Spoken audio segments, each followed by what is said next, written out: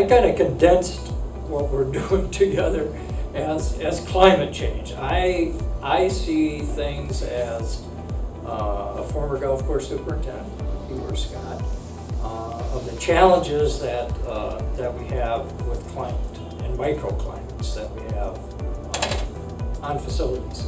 So what I saw this year was I had an opportunity to go out and see a lot of golf courses and get on a lot of golf courses.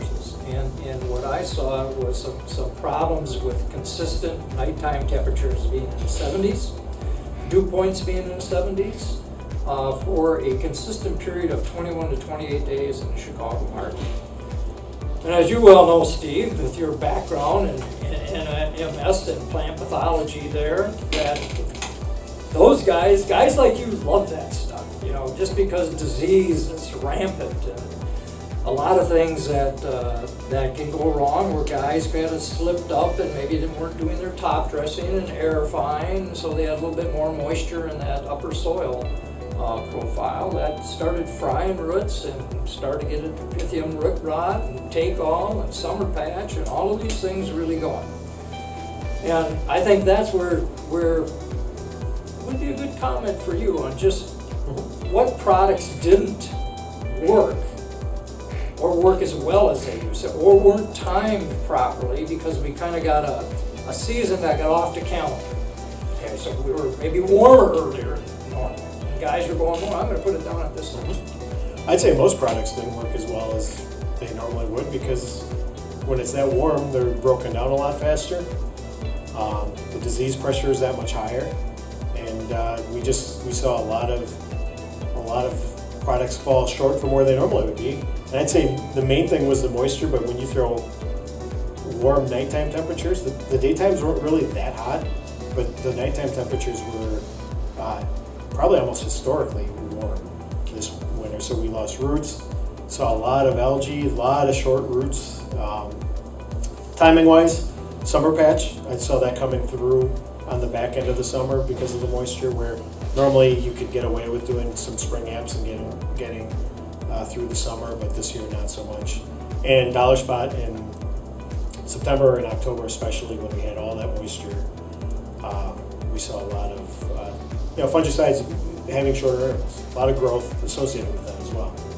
Now, Steve, were you seeing, maybe that when they were trying to cut back on budget, that were maybe reducing the number of apps this past year compared to the past, that hurt them? That has happened in the past a lot. Most of the big budget reductions that we've seen have kind of subsided now, and I don't know what you guys are seeing, but we're seeing a steadying, if not a slight growth in that. But over the last 5 years, since we did have the economic downturn, and guys waited for their first dollar spot app, we've noticed that guys are seeing worse dollar spot fall for sure. And I think part of it is the climate is kind of shifting to longer falls as well. But definitely, if you don't get out ahead of it, it's going to rear its head worse when it does come. Jared, I'm glad you mentioned something about roots, because I think when we see high dew points and high nighttime temperatures, the first thing we think about is pythium. But it wasn't really up in my neck of the woods. It wasn't even so much pythium because so many guys are on phosphites. Phosphites seem to do a really good job preventing pythium, even in fairly high pressure. But it's all the other stuff, like you mentioned, that flare up when those roots get stressed so bad from the conditions down there with moisture, lack of oxygen and everything else. And I agree with you, Steve, summer patch just let loose this year in so many places.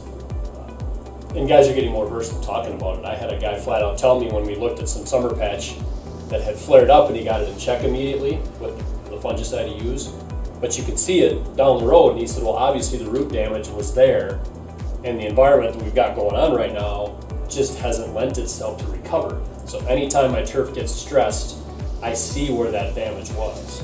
So it isn't that there's active disease there now, it's just that it can't heal. It isn't healing up. And with the warm nights, you get a lot more respiration from the plant when it's not making food than you would in a normal year. So that the plant had less energy to recover from that damage. So respiration is using that energy that you normally would be getting during the day. There's a lot more of that happening at night. So yes. You get depleted. Yeah, the sunlight year to year is about the same. But if it's warmer at night, the plant respires faster and it uses up what it made during the day faster. So you'll have, if you take 1 year versus the other, and one's 10 degrees at night and warmer, the plant is going to come through every day with less energy than it would, because it's burning more energy when it's not collecting light energy. Because the plant respires all day long, it only has X amount of daylight hours to build that food reserve. You can't stay up till March. Yeah. Some life lessons.